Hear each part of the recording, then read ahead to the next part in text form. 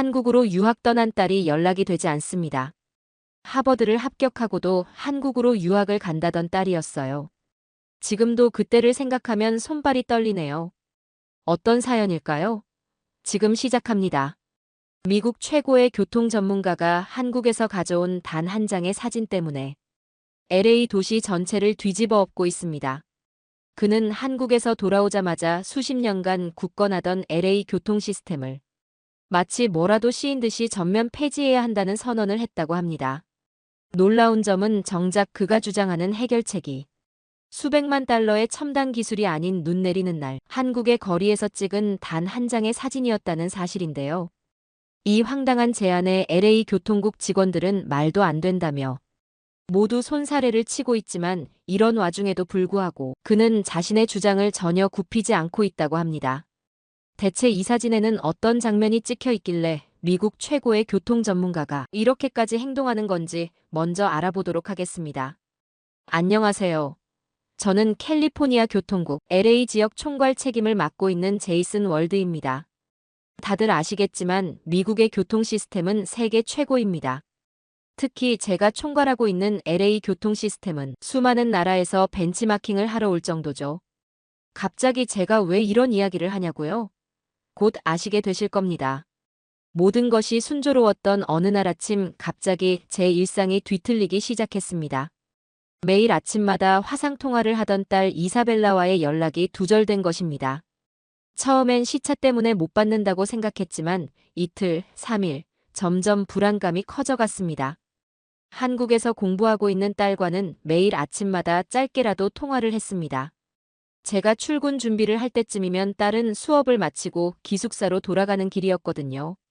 그 시간에 맞춰 영상통화를 걸어오곤 했는데 갑자기 연락이 끊긴 거였습니다. 처음엔 바쁜가 보다 했습니다. 하버드 대학교에 합격했는데도 한국의 명문 대학교를 고집하더니 결국 자기 고집대로 한국으로 유학을 가버린 딸이니까요. 솔직히 전 아직도 이해가 되지 않았습니다. 세계 최고의 대학을 두고 왜 하필 한국으로 간다는 건지 받아들일 수 없었거든요. 당시 딸이 하버드 합격 통지서를 받았을 때 저는 세상을 다 얻은 것 같았습니다. 하지만 며칠 뒤 딸이 한국 대학 진학을 결심했다고 했을 때의 충격은 아직도 잊을 수가 없네요. K-팝 문화라는 것들이 요즘 아무리 유행이라지만 그래도 미국만한 나라가 어디 있겠습니까? 그날 저녁 저희 부녀는 큰 싸움을 했습니다. 제가 보기엔 딸이 간다던 한국은 그저 아시아의 작은 나라일 뿐이었으니까요. 물론 삼성이나 현대 같은 큰 기업들이 있기도 하고 최근에는 문화적으로도 많이 주목은 받고 있지만 그래도 미국과는 비교할 수 없다고 생각했습니다. 하지만 딸은 달랐죠. 아빠, 난 거기서 더 행복할 것 같아요. 그게 더 중요하지 않나요? 라는 말에 저는 할 말을 잃었습니다. 결국 딸은 한국으로 떠났고 저는 그 뒤로 한국은 딸을 뺏어간 나라로 여기게 됐습니다. 그런데 이번엔 뭔가 달랐습니다. 평소에 이사벨라는 무슨 일이 있어도 연락을 했었거든요. 하는 일이 많이 바쁠 때에도 하루에 한 번 짧게라도 꼭 저와 연락을 했던 아이입니다. 하지만 이번엔 달랐습니다. 이메일도 메시지도 아무런 답이 없었거든요. 밤새 뒤척이다 결국 아침 일찍 회사에 연락했습니다. 15년간 한 번도 쓰지 않았던 긴급 휴가를 신청한 거죠. 제임스 부사장은 제 휴가 신청을 받자마자 놀란 목소리로 전화를 걸어왔습니다. 저는 간단히 상황을 설명했고 다행히 그는 급히 휴가를 승인해 주었습니다. 비행기 표를 예매하고 짐을 꾸리는 동안에도 계속 불안했습니다. 한국은 안전한 나라라고들 하지만 세계 어디나 위험한 곳은 있는 법이니까요. 13시간의 비행 동안 저는 계속해서 최악의 상황들을 상상했습니다. 납치 사고? 아니면 북한과 관련된 무슨 일? 머릿속이 복잡했지만 비행기가 이륙하고 나니 조금은 안도가 됐습니다. 이제 곧 딸을 만날 수 있다는 생각에서였겠죠. 인천국제공항에 도착하자마자 휴대폰을 켰습니다.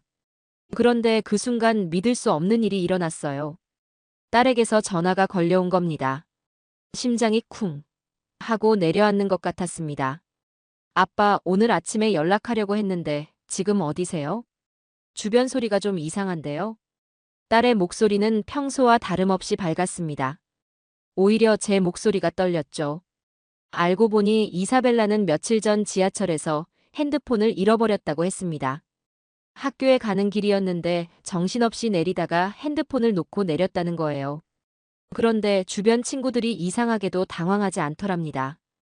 오히려 한국은 꼭 찾을 수 있을 거라며 안심을 시켰다고 해요. 처음엔 반신반의했다고 합니다. 미국에서는 지하철에서 핸드폰을 잃어버리면 다시 찾기가 거의 불가능하니까요. 하지만 친구들 말대로 지하철 분실물 센터에 신고를 해두었더니 정말로 찾을 수 있었답니다.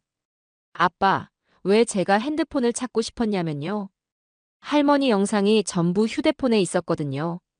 클라우드에 백업 안 된 사진과 영상이 너무 많았어요. 친구들이 핸드폰을 찾을 수 있다기에 새 폰을 사지 않고 기다리고 있었어요. 그 말을 듣는 순간 가슴이 찡했습니다. 작년에 돌아가신 저희 어머니. 이사벨라는 할머니를 정말 많이 따랐거든요. 그 마지막 영상들이 얼마나 소중했을지 이해가 됐습니다. 입국장으로 걸어가면서 저는 깊은 한숨을 내쉬었습니다. 내가 너무 심각하게 생각했나? 싶으면서도 한편으로는 안도감이 밀려왔습니다. 그리고 조금은 궁금해졌습니다. 어떻게 분실한 휴대폰을 그렇게 쉽게 찾을 수 있었는지 말이에요. 미국에서는 상상도 할 수 없는 일이거든요. 택시를 타고 이사벨라 집 근처로 가니 이사벨라가 환하게 웃으며 달려왔습니다. 딸을 꼭 안아주면서도 제 머릿속은 복잡했습니다. 한편으로는 딸이 무사한 것이 정말 다행이었지만 다른 한편으로는 이렇게 급하게 휴가를 내고 온 것이 조금 부끄럽기도 했거든요. 아빠 정말 미안해요. 핸드폰을 찾아다니느라 정신이 없었어요. 근데 설마 그것 때문에 직접 오신 건 아니시죠? 이사벨라의 말에 저는 그저 웃음으로 답했습니다. 제 걱정이 과했다는 걸 인정하고 싶지 않았거든요. 하지만 딸은 제 마음을 읽은 듯 했습니다. 아빠 이왕 오신 거 저희 이틀 정도 같이 지내면서 제가 사는 곳 구경하실래요? 아빠가 교통 전문가이니까 더 재미있어 하실 것 같은데요. 솔직히 말하면 그냥 바로 돌아가고 싶었습니다. LA에 산더미 같은 업무가 기다리고 있었으니까요. 하지만 딸의 제안을 거절하기는 어려웠습니다. 게다가 이상하게도 조금 궁금했어요. 딸이 하버드를 포기하고 선택한 이곳이 어떤 곳인지 말이에요. 이사벨라와 계속해서 한국의 교통 시스템에 대해 이야기했습니다. 지하철이 얼마나 정확하게 운행되는 것과 버스 도착 시간을 실시간으로 확인할 수 있다는 것까지 말이에요. 솔직히 반신반의했습니다. LA 교통 시스템도 세계적이라고 자부하고 있었거든요. 과연 그것보다 더 나을 수 있을지 의심만 들더군요. 다음 날 아침 이사벨라는 일찍부터 제게 찾아왔습니다. 겨울이라 아직 해도 뜨지 않은 이른 시간이었는데 딸은 이미 완벽하게 준비를 마친 상태였습니다. 가이드를 해준다는 딸이 말을 듣는 순간 저도 모르게 미소가 지어졌습니다. 딸과 마지막으로 데이트한 게 언젠지도 기억이 안 났거든요. 평소에 이사벨라는 아침잠이 많아서 이렇게 일찍 일어나는 걸 무척 싫어하는데 그런 아이가 이렇게 열심히 준비했다는 게 새삼 놀라웠습니다. 하지만 이건 시작에 불과했습니다. 제가 곧 경험하게 될 한국의 교통 시스템은 제 고정관념을 완전히 뒤흔들어 놓을 만큼 충격적인 것이었으니까요. 호텔을 나서는 순간 차가운 겨울 공기가 얼굴을 때렸습니다. LA에선 경험하기 힘든 추위였거든요. 두꺼운 패딩을 입고 있었지만 영하로 떨어진 기온에 온몸이 떨렸습니다. 지하철역으로 가면 따뜻해진다는 이사벨라의 말에 반신반의하며 지하철역으로 향했습니다. 플랫폼에 들어서자 더 놀라운 광경이 펼쳐졌습니다. 스크린 도어가 설치되어 있었고 전광판에는 실시간으로 열차 도착 시간이 표시되고 있었거든요. 게다가 전광판에서는 지하철 모양으로 어느 역을 지나치고 있는지 실시간으로 보여줬죠. 앱을 보고 있던 이사벨라가 30초 후에 지하철이 온다 했는데 정확히 30초 후 열차가 플랫폼에 진입했습니다. 저는 시계를 확인했죠. 도착 예정 시간과 실제 도착 시간이 정확히 일치했습니다. LA에서는 상상도 할 수 없는 일이었습니다. 열차에 탔을 때도 아직 바깥에 추운 느낌이 사라지지 않은 것 같다고 이사벨라에게 얘기하자 갑자기 앱을 만지작거리기 시작하더군요. 몇 분 뒤에 바로 지하철이 더 따뜻해지는 걸 느낄 수 있었는데 저는 단순히 우연이라고 생각했습니다. 하지만 제가 어떤 생각을 하는지 알았던 이사벨라는 한국의 지하철 앱으로는 온도 조절 요청을 보내면 현재 내가 있는 열차를 인식해서 바로 온도를 조절해준다고 얘기하더군요. 내가 있는 위치를 감지해서 그 차량의 온도까지 조절할 수 있다니 LA에서는 상상도 할 수 없는 일이었죠. 이사벨라는 자리가 나서 저의 어깨를 누르며 앉히기 시작하더군요. 딸의 의자를 뺏는 아빠가 되는 꼴이니 바로 일어나려고 했지만 의자에 엉덩이가 닿는 순간 믿을 수 없었습니다. 왜냐하면 좌석에 앉아보니 의자까지 따뜻했어요. 결국 저는 너무 더워서 패딩을 벗지 않을 수 없었습니다. 지하철에서의 경험은 제 생각을 크게 뒤흔들었습니다. 돌이켜보면 이건 그저 시작에 불과했습니다. 앞으로 마주할 일들이야말로 제 가치관을 송두리째 뒤바꿔 놓을 것이라는 사실을 그땐 전혀 알지 못했거든요. 아빠, 저기 보세요. 이사벨라가 가리킨 곳에는 대형 전광판이 있었습니다. 실시간으로 날씨 정보와 도로 상황을 보여주고 있었죠. 특히 눈에 띈 것은 제설 작업 현황이 있습니다. 폭설 예보가 있다며 이미 제설 차량들이 대기하고 있다는 안내였습니다. 한국은 겨울철 제설 작업이 정말 체계적이에 눈이 와도 도로가 거의 막히지 않는다니까 저는 그저 웃으며 고개를 끄덕였지만 속으로는 의구심이 들었습니다. LA 그래도 폭설 대비는 늘 큰 과제였어요. 과연 한국이라는 나라가 미국보다 더 해결을 잘할 수 있을지에 대한 생각을 떨칠 수 없었죠. 그 답을 생각보다 이렇게 빨리 확인하게 될 줄은 몰랐습니다. 바로 다음 날 캘리포니아로 돌아간 후에 말이죠. LA 돌아온 지 일주일도 채 되지 않아 저희 지역은 34년 만에 최악의 폭설을 맞이했습니다. 처음에는 대수롭지 않게 생각했죠. LA도 나름의 제설 시스템이 있으니까요. 하지만 현실은 달랐습니다. 첫날부터 모든 것이 통제 불능이 있습니다. 제설 차량들은 도로에 나와 있었지만 체계적인 대응은커녕 오히려 혼란만 가중시켰죠. 한 구역은 세 대의 제설 차량이 중복 작업을 하는데 다른 구역은 아예 방치된 곳도 있었습니다. 교통통제실에서 비상경고음이 끊이질 않았습니다. 실시간으로 들어오는 사고 신고가 처리 속도를 넘어섰고 제설 작업 현황은 제대로 파악조차 되지 않았죠. 심지어 제설 차량 간의 통신도 제대로 이루어지지 않아 작업 구역이 계속 겹치고 있었습니다. 출근 시간이 되자 상황은 더욱 악화됐습니다. 주요 간선 도로가 통제되면서 우회도로로 차량이 몰렸고 그마저도 제설이 제대로 되지 않아 사실상 모든 도로가 마비됐습니다. 도로 위에 갇힌 차량들이 늘어나면서 구조 요청도 폭증했고 가장 충격적이었던 건 저희 팀의 무력함이 있습니다. 실시간 모니터링 시스템은 있었지만 정작 필요한 순간에 제대로 된 정보를 공하지 못했습니다. 제설 차량의 위치는 물론 어느 구간이 가장 위험한지조차 제대로 파악이 안 됐죠. 이런 상황이 이어지자 팀원들의 불만도 터져나왔습니다. 누군가는 장비 부족을 지적했고 다른 이는 시스템의 문제를 제기했습니다. 하지만 제 머릿속에는 한국에서 봤던 실시간으로 정확하던 시스템밖에 생각나질 않았죠. 셋째 날 상황은 최악으로 치달았습니다. 시청에서는 계속해서 항해 전화가 빗발쳤고 언론에서는 저희 부서의 무능함을 신랄하게 비판했습니다.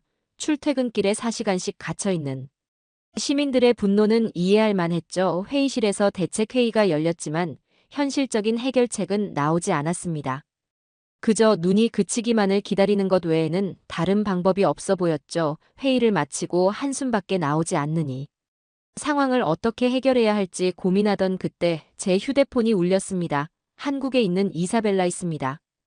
딸의 영상통화 화면 넘버로 서울의 모습이 보였습니다.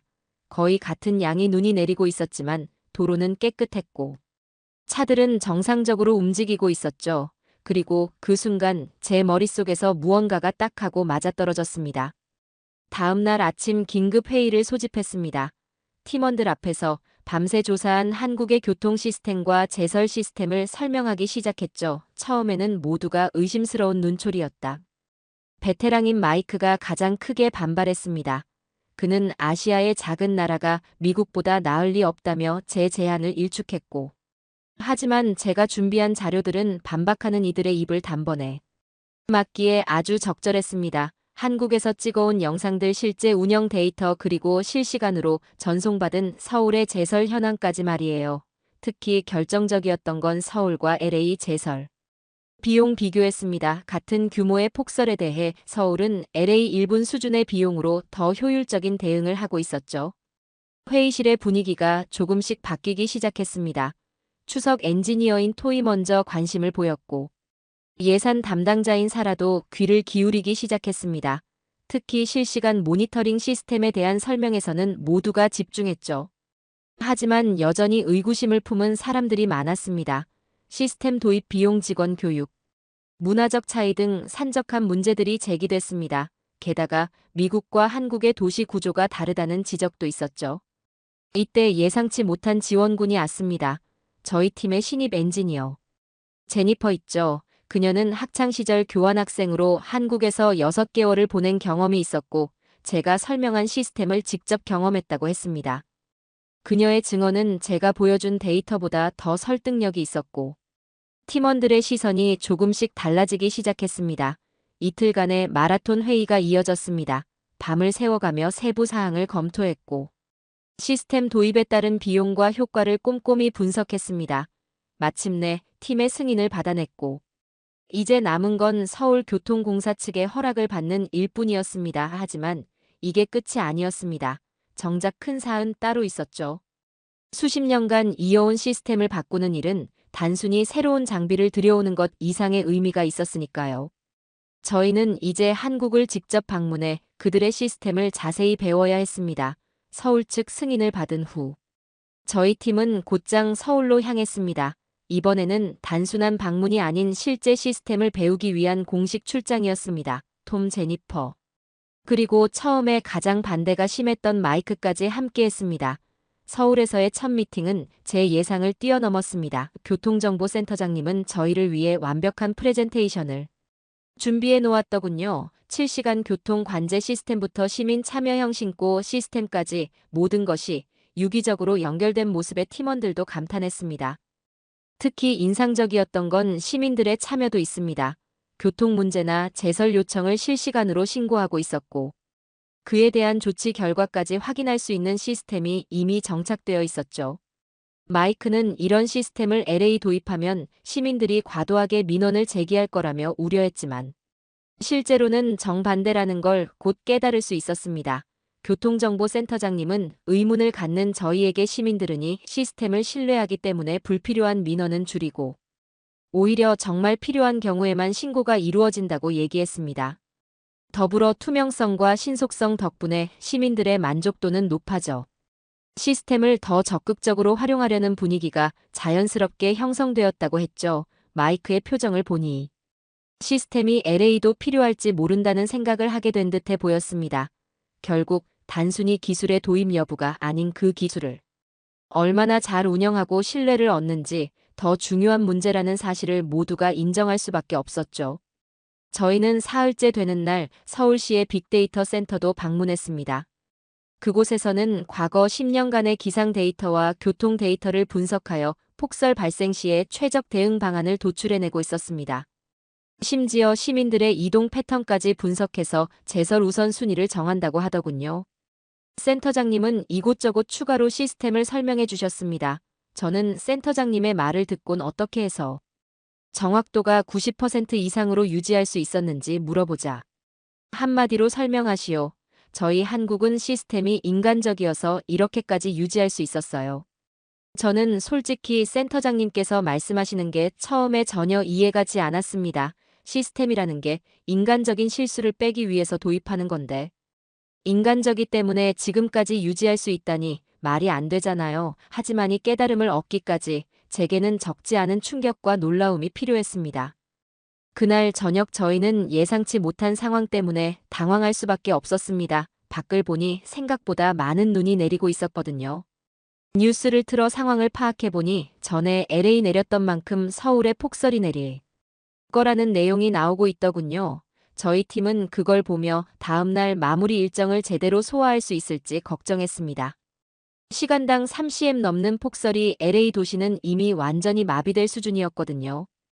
어떻게 보면 서울시의 교통정보센터를 방문하고 나서도 사실 저는 여전히 의구심을 품고 있었던 것 같습니다.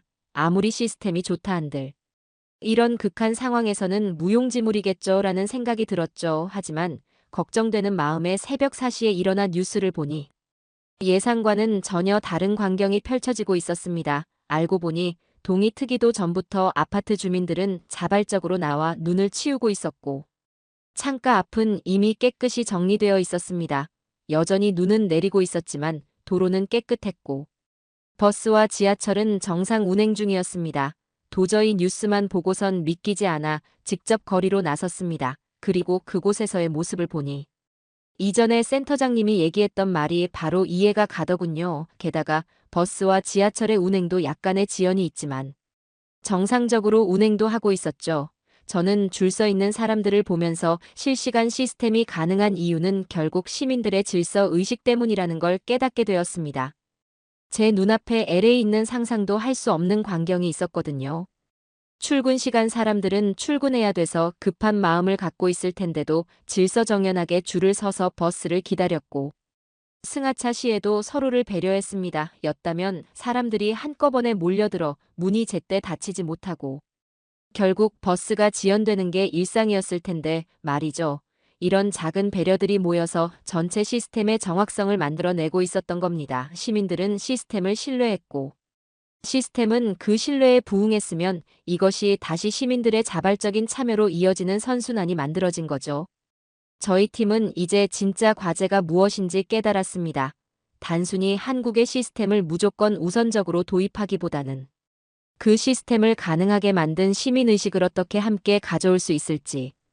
그것이 관건이었습니다. LA 돌아온 저희 팀은 즉시 한국의 새로운 시스템 도입을 위한 작업에 착수했습니다.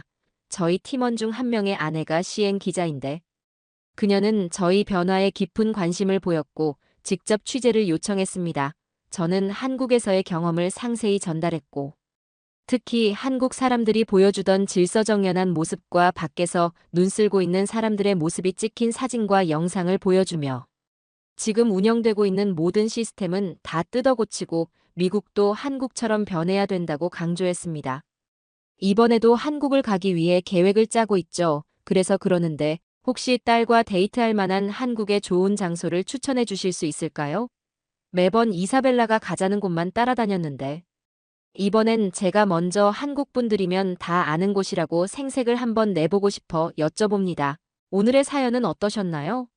오늘의 사연이 마음에 드셨다면 구독과 좋아요 한번 눌러주세요. 1초밖에 안 걸리지만 좋아요를 한번 눌러주시면 더 좋은 사연을 소개해 드리는데 큰 힘이 된답니다. 긴 영상 시청해 주셔서 감사합니다. 오늘도 행복한 하루 보내세요.